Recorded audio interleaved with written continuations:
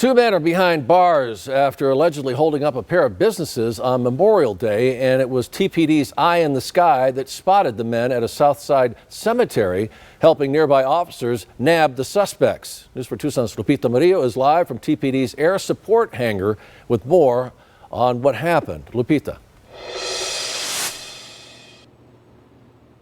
This is Air 1 behind me, and on Monday, within a matter of minutes, it was up in the air looking for two men suspected of pulling a weapon on innocent people.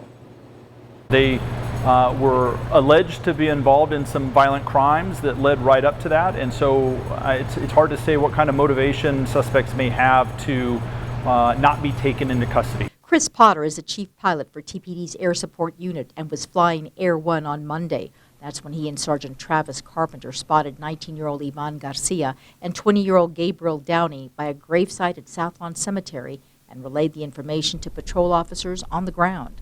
We advised them where it was at, which way it was facing, and how many subjects we saw exit the vehicle and stand around one of the grave sites at the cemetery. Before the suspects went to the cemetery, TPD responded to reports of two armed robberies, the Arco convenience store on Park Avenue and Family Dollar store a mile and a half from the convenience store.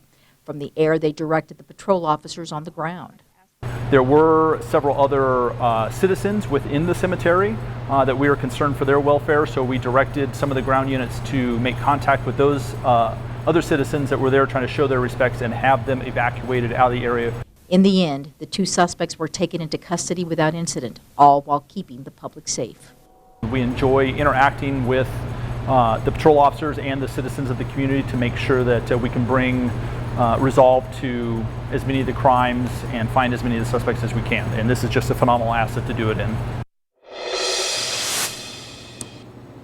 Both men are in the Pima County Jail, and they're charged with 2 counts each of armed robbery and aggravated robbery. Reporting live from the South Side, Lupita Murillo, News for Tucson.